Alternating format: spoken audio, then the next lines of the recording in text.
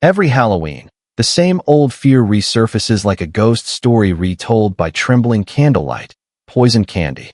Parents sift through their children's sweets under the dim glow of kitchen lights, checking for slits, punctures, anything unusual. Razor blades and apples, cyanide in chocolate bars, pins in caramel. But the strange thing is, no one ever really knows anyone it's happened to.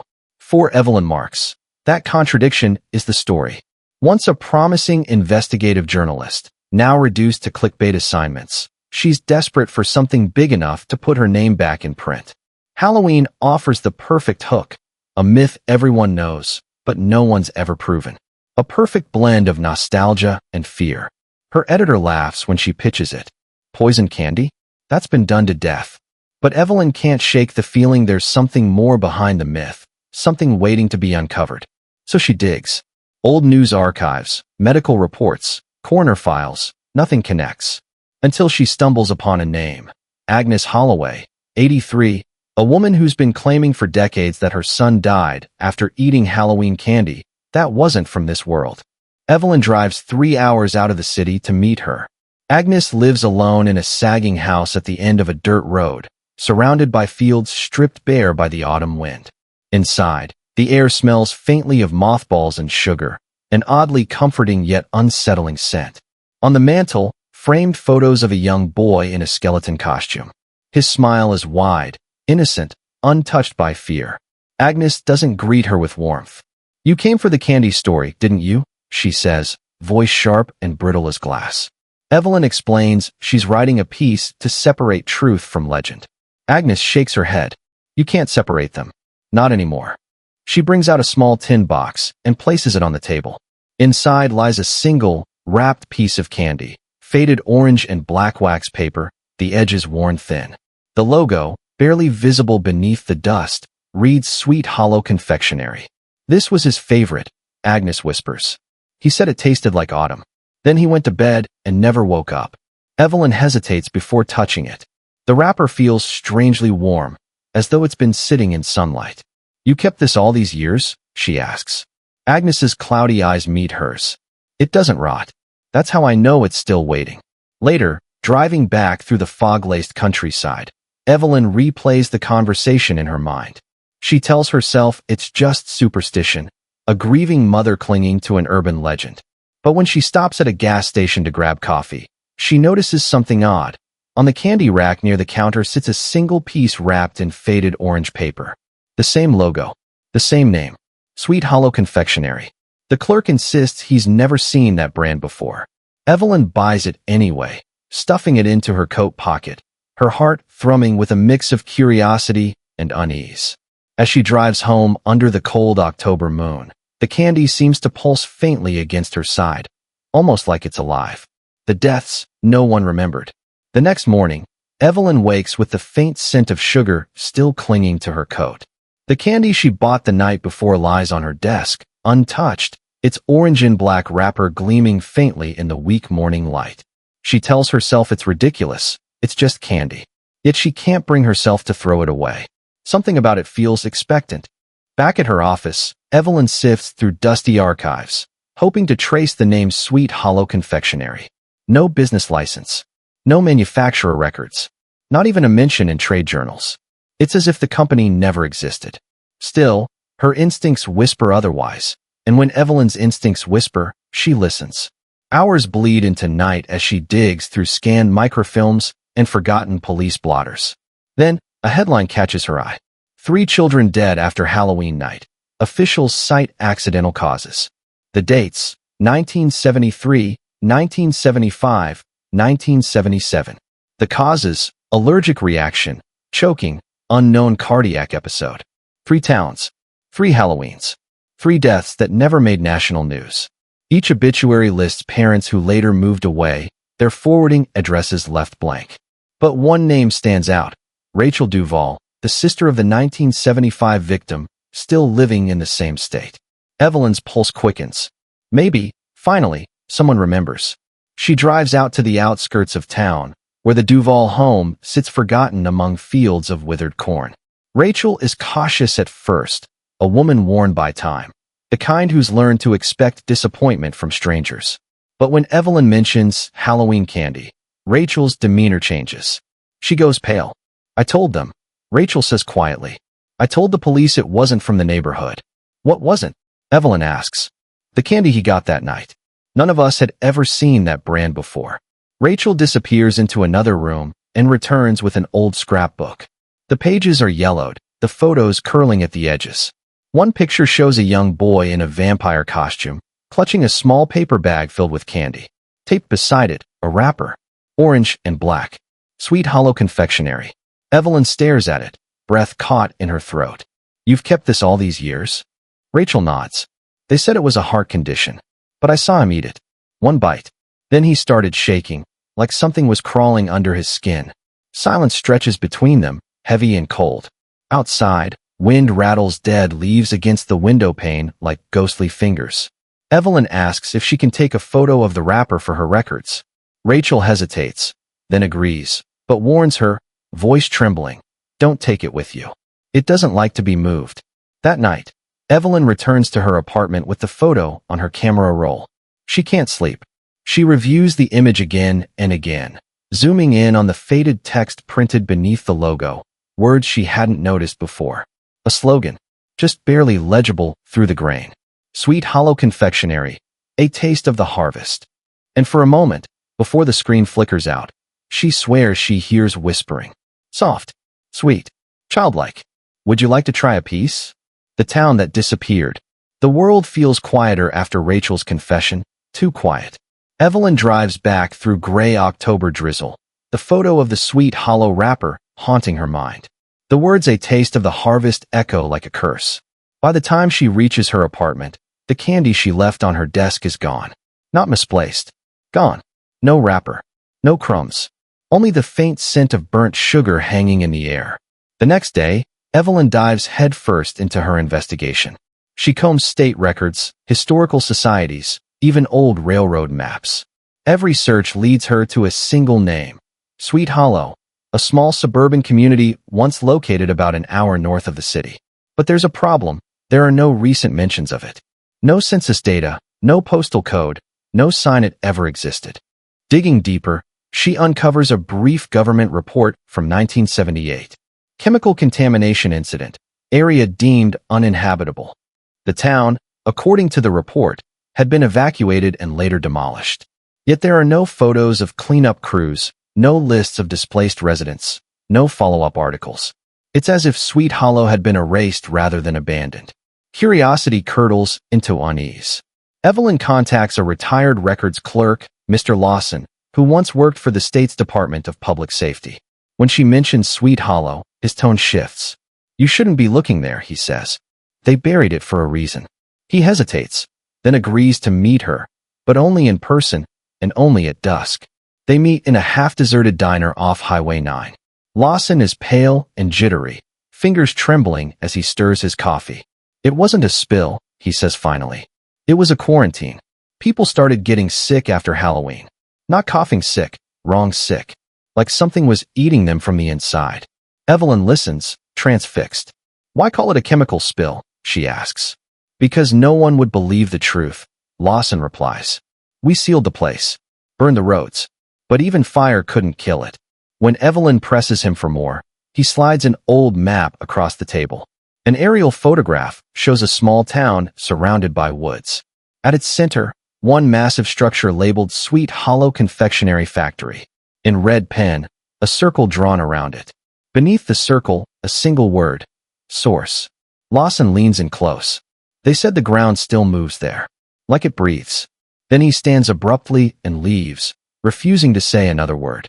That night, Evelyn spreads the map across her table, tracing the faded outlines of a town that no longer exists. Her computer hums softly beside her, cursor blinking on a half-written draft titled The Poisoned Candy Myth. Fact or fiction? She hovers over the keyboard, her thoughts tangled between reason and dread. Then, just as she begins typing, her phone buzzes with a new email. No sender. No subject. Just one sentence. You found the town. Now find who never left.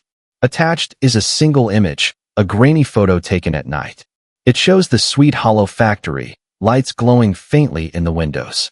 The file's timestamp, yesterday. The man from Sweet Hollow. Evelyn doesn't sleep that night. The image of the glowing factory windows replays endlessly in her mind, looping like a heartbeat. Someone took that picture recently. Someone who'd been to a town that supposedly didn't exist. By morning, she's back at her desk, staring at the map Lawson gave her.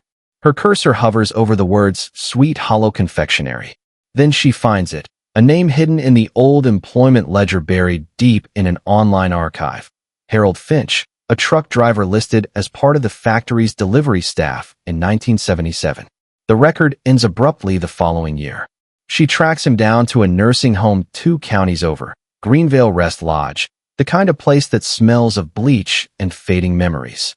The receptionist warns her that Mr. Finch doesn't talk much these days. But the moment Evelyn mentions Sweet Hollow, something flickers in the old man's eyes. They sit together in the dim recreation room, light from a muted TV painting restless shadows across his face. His hands, gnarled and liver-spotted, tremble as he clutches a chipped mug. Sweet Hollow, he mutters, voice rough like sandpaper. You shouldn't say that name. It listens. Evelyn leans forward, recording discreetly. You used to work there, didn't you? He nods slowly. Drove the trucks. Candy went out to 5 towns, maybe 6. But after the accident, we were told to stop. To burn what was left. What accident? Evelyn asks. He laughs, a dry, humorless sound. They said it was chemicals in the soil. But that wasn't what made the air taste wrong. Evelyn waits. The silence stretches until he whispers, we kept making deliveries, even after they shut the gates. I drive at night. Factory lights still burning. Machines still running. You could hear the humming from miles away, like bees in a jar. Her pulse quickens. Who was running the factory? Finch looks toward the window, though it's covered with heavy drapes. Arthur Vance, he says finally. Owner. Said he'd made a pact to keep the sweetness pure. Said the harvest needed to be fed. The harvest. Evelyn repeats. Finch's hands begin to shake violently. He fed it. He fed it, do you understand? His voice cracks, suddenly desperate. It wasn't poison. It was a trade. The candy took a piece of you. Left something else behind. That's why they burned the town, but they didn't burn deep enough. The nurse rushes in, soothing him, ushering Evelyn out as Finch's cries echo down the hallway. The sugar remembers. It remembers. Outside, the sun is setting, staining the sky in molten orange. Evelyn steps into the parking lot, heart pounding. As she reaches her car, she notices something tucked beneath the windshield wiper. A small, wax-wrapped candy, the same faded orange and black. The paper feels warm, almost pulsing. She looks back toward the building, but the curtains in Finch's room are still drawn. He couldn't have placed it there. She unwraps it just enough to glimpse the brand name beneath the wax paper. Sweet Hollow Confectionery. And below it, a new slogan, one not seen before in any wrapper or record. Made fresh for you.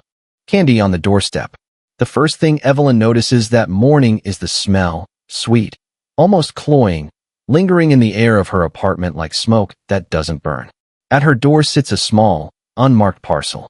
No return address. No note. Just a simple, square box wrapped in crumpled brown paper. Her fingers hesitate over the tape. Something about the weight feels wrong, heavier than it should be. She tears it open slowly.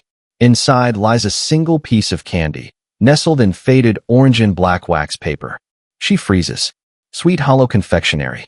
Evelyn's pulse quickens, a cold prickle racing up her spine. She's seen this logo before, in photographs, in the newspaper clippings, and in Rachel Duvall's scrapbook. It should be impossible for such candy to exist today. Yet here it is, in her hands. She carries it to the lab immediately, masking the creeping unease that threatens to root her to the spot. Technicians frown as they examine the sugar. Processed this week. One murmurs, shaking her head. Not decades old. Chemically, it doesn't match any modern formula. The compounds, they're unlike anything I've seen. Evelyn leaves, the candy secured in a sealed container. On the ride home, she can't shake the feeling she's being watched. Every shadow in the rearview mirror seems to linger a second too long. The glow of streetlights catches in a puddle, and for a heartbeat, she swears the wrapper shifts, as though the logo is winking at her. Back at her apartment, she places the candy on the kitchen counter, half expecting it to move on its own. She shakes her head, laughing nervously. It's just stress. But the moment she looks away, A faint warmth radiates from the candy, subtle yet undeniable. It hums, just slightly, like a whisper too low for ears, but too present to ignore. That night, Evelyn can't sleep. Her apartment feels colder than usual, the shadows curling unnaturally around corners. She hears it, a faint scratching sound, like paper being unfolded, coming from the kitchen. When she investigates, the candy is slightly closer to the edge of the counter than she remembers. The wax wrapper crinkles softly, as if breathing. And then her phone buzzes. A text from an unknown number. Do not eat it. Do not show anyone. The lights flicker. For a brief second, the kitchen is filled with a sweet, almost hypnotic aroma, stronger than before, and Evelyn feels a pull, subtle, yet insistent, toward the candy. Her hand trembles as she reaches out. The pull fades as quickly as it comes, leaving a lingering dread. She pulls the wax paper closer, inspecting it for any clue, any hint of who sent it. Nothing. No fingerprints, no markings. Only the faded orange and black wrapper, and the unsettling slogan she hadn't noticed before. Made fresh for you. Evelyn stares at it long after the room has gone silent. The words seem to pulse softly in the dim light. And somewhere in the back of her mind, a voice whispers, "We've been waiting for you." The taste of the harvest. Evelyn sits at her desk, the candy in its sealed container beside her, trembling slightly. She knows she shouldn't, but curiosity gnaws at her. Her cameraman, Lucas, ever the skeptic and thrill-seeker, peers over her shoulder. "Just one bite," he says, smirking. "For the footage. For science." Evelyn hesitates. The sweet, faintly warm aroma curls toward her like smoke, irresistible and faintly nauseating. Lucas, but it's too late. His hand is already peeling back the wax paper. He lifts the candy to his lips, crunching down with a casual grin. For a heartbeat, nothing happens. Then his eyes widen. His face drains of color, lips twitching unnaturally. He stumbles back, clutching his stomach as if invisible hands are twisting inside him. "It's not poison," he gasps, voice strangled. "It's alive." Evelyn recoils, panic surging. She reaches for him as he collapses, shivering violently on the floor. Monitors beep from the med kit she drags over, his vitals spiking and plummeting with a rhythm that mirrors something she saw in the old 1970s reports. The same strange patterns, the same inexplicable fluctuations. She pulls out her phone and sends a frantic email to the lab, her fingers shaking. And then, a message pops up from an unknown number. "Don't feed it." Her breath catches. She rereads the words again and again, a chill crawling up her spine. The message doesn't feel like a warning. It feels like a command, delivered with a weight she can almost feel pressing against her chest.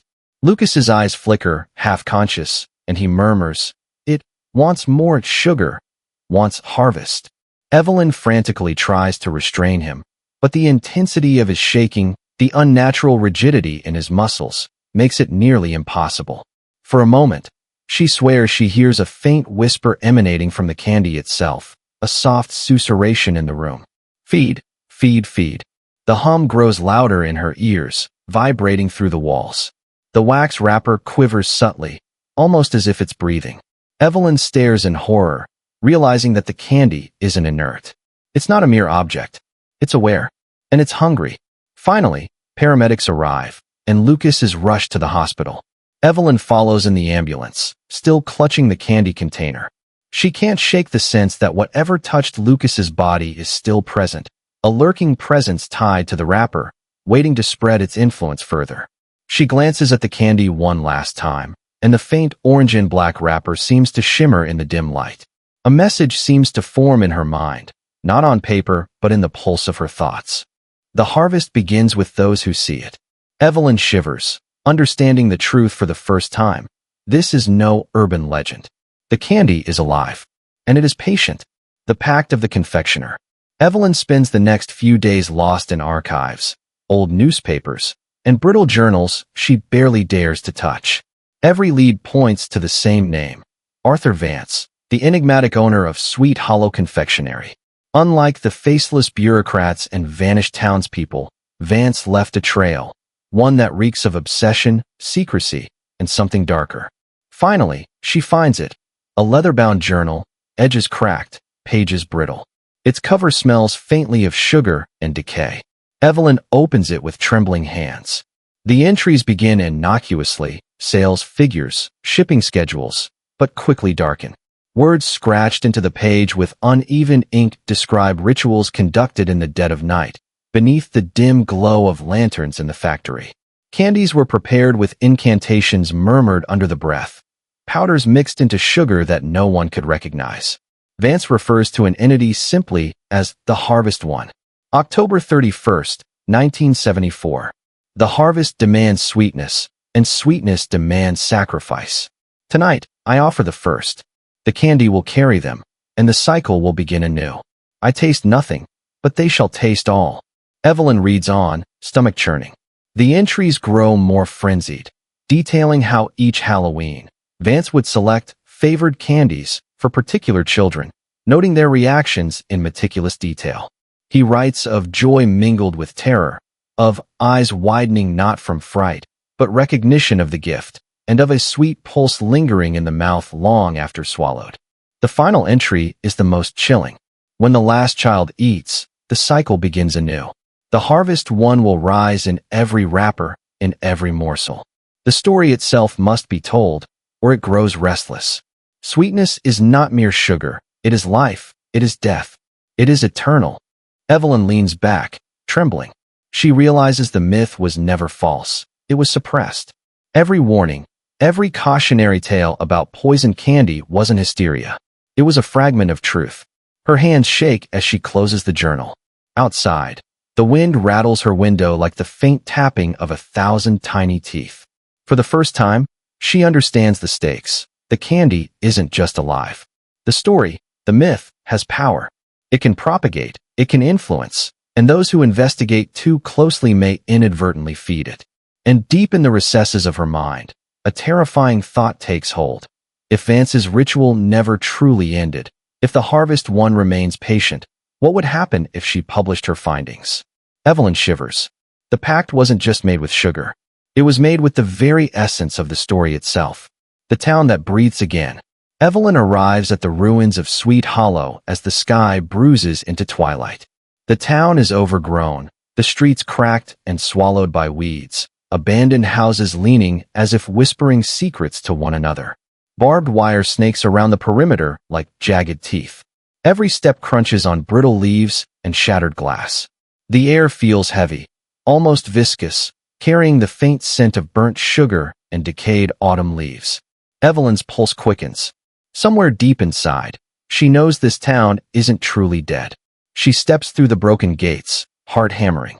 The factory looms ahead, a hulking skeleton of steel and brick.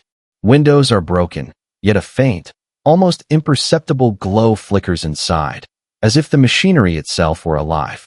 Her breath fogs in the cool air as she pushes the rusted doors open. Inside, the factory is startlingly intact. Conveyor belts sag slightly under their own weight, but caramel drips from them as though freshly poured. The smell is intoxicating, sweet and metallic, curling through the vast hallways. Evelyn's hand shakes as she reaches toward a dripping belt, and she flinches as the machinery hums faintly, like a heartbeat in the walls. She notices mannequins scattered across the floor, dressed in factory uniforms. At first, they appear frozen, lifeless. But then, out of the corner of her eye, a uniformed figure bends slightly, just enough to seem alive. Another turns its head. Their faces are hollowed, their smiles too wide, too sweet. Every movement is subtle, mechanical, yet unervingly deliberate. Evelyn's flashlight flickers. Shadows stretch unnaturally, crawling along the walls, pooling like dark syrup in the corners. She steps back, heart racing. The air vibrates with a faint, sweet pulse, an almost imperceptible rhythm she feels more than hears. It's as though the town itself is breathing, inhaling, waiting. A whisper threads through the cavernous space, barely audible over the machinery's hum. "Welcome back. We've been expecting you." Evelyn spins, but the factory is empty. The mannequins stand still once more. Her camera shakes in her hands as the shadows lengthen unnaturally, stretching toward her. Every instinct screams to run, but she is rooted, drawn toward the center of the factory. There, beneath a beam of fading light, she sees the control room. The levers are still intact, the gauges flickering faintly as if powered by some unseen force. On a desk sits a pile of candy wrappers, crisp and bright as if they had just been printed. And on the top, a single wrapper winks at her in the dim light. Sweet Hollow Confectionery, made fresh for you. Evelyn takes a step closer, heart pounding, feeling that pull again, like the candy, the town, the very air, knows she's there. And somewhere deep within the factory, a hum grows louder, like machinery awakening, like the heartbeat of a town that should no longer exist. She realizes, with a shiver, that Sweet Hollow isn't abandoned. It never truly left. And whatever waits inside has been patient. The cursed article. Evelyn returns from Sweet Hollow shaken. The images of the glowing factory and hollow-eyed mannequins burned into her mind. She buries herself in her apartment, determined to document everything she's uncovered. Every journal entry, every interview, every faded wrapper now fills her notes in painstaking detail. By evening, she's ready. Her exposé, The Poison Halloween Candy Myth, Fact or Fiction, goes live on the website. At first, nothing happens. She exhales, relieved. Perhaps the danger is over. Perhaps the story will finally bring her the recognition she's longed for. Then the first message appears. It's awake. She freezes, staring at the screen. It's from an unknown sender. Evelyn scrolls, but there's no other information. She shakes her head. Stress. Fatigue. Nothing more. Hours later, her phone buzzes incessantly. Social media lights up with strange reports. Candy packages appearing out of nowhere in towns across the state. All identical. The same orange and black wrappers. The same faded logo. Each package seems to carry her article, printed on flimsy paper tucked beneath the candy. Her stomach twists as she clicks through images. Children holding the wrappers. Offices and homes receiving mysterious parcels, all accompanied by digital copies of her story. The candy isn't just moving, it's multiplying. And everywhere her article is shared, the packages follow. Evelyn's hands shake as she stares at the numbers climbing in real time. Mentions, shares, downloads, each click spreading the curse further. She had thought she was documenting history, revealing a myth. Instead, she realizes she has become its vector. A low hum fills her apartment, growing steadily louder. The candy on her counter begins to pulse faintly, almost like a heartbeat. The wrappers shift slightly, inching across the surface as if alive. Shadows stretch along the walls, twisting unnaturally toward her. Then, a notification pops up. You fed it. Evelyn drops her phone. The hum escalates, vibrating through the floor, through the air, through her bones. She stumbles back, heart hammering, realizing the truth. The curse is no longer localized. Her story has awakened it, amplified it. And every time someone reads, clicks, or shares, the harvest spirit grows stronger. Outside, the wind carries a faint, sweet aroma. She pulls open the window, only to see more parcels materializing on doorsteps across the street. And in the dim glow of porch lights, the orange and black wrappers glint like watchful eyes. Evelyn swallows hard. She thought she was a journalist reporting the myth. Now, she is a messenger. The story itself has become the curse. And there is no turning back. The sweetest ending. Halloween night descends over the city like a shroud. The wind whistles through empty streets, carrying faint scents of burnt leaves and sugar. Evelyn drives toward the ruins of Sweet Hollow one last time, the cursed journal clutched in her hands. Every instinct screams that she should stay away, yet something deeper urges her forward, a compulsion she cannot resist. The factory waits, silent but alive. Its shadow stretches across the overgrown grounds, and the faint glow of machinery flickers behind shattered windows. Evelyn approaches the sugar-coated doors, heart hammering, every step echoing in the deserted streets. Through the cracked glass, her reflection appears, but it isn't her own. For a heartbeat, she sees Arthur Vance staring back, thin-lipped smile curling, eyes glinting with unnatural sweetness. A whisper threads through her mind. You fed it well. Inside, the conveyor belts groan to life, caramel dripping like molten veins.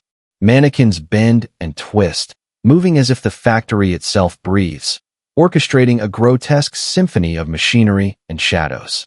Every wrapper on the floor pulses faintly, alive with intent. The air tastes of sugar and something far darker. Evelyn turns her gaze downward. Her article, the one she thought would expose the myth, lies open on a desk, glowing faintly. Words on the screen shimmer as though they are part of the machinery, part of the curse itself. Every click, every share online, has been feeding this entity. She stumbles back, horrified, as her phone buzzes relentlessly. Images flash across the screen. Homes across the country, children unwrapping candy identical to the Sweet Hollow treats, the orange and black wrappers gleaming. Millions are now part of the cycle. The harvest spirit hums through the machinery, through the wrappers, through the story. And Evelyn realizes the final, unbearable truth. The myth wasn't about poison candy. It was about poison stories. Her reflection shifts again, no longer human, no longer fully her own. A hand reaches out from the glass, fingers tipped with caramel. The factory roars to life, a living organism consuming the world through words and wrappers. Outside, children across the nation tear into their Halloween treats, laughter mingling with the faintest whisper of dread. The harvest is complete. Evelyn's scream echoes through the empty halls of Sweet Hollow. She is no longer just a journalist. She is a vessel. And somewhere in the pulse of sugar, shadow, and story, the harvest spirit feasts once more. The myth lives on, eternal, sweet, and deadly.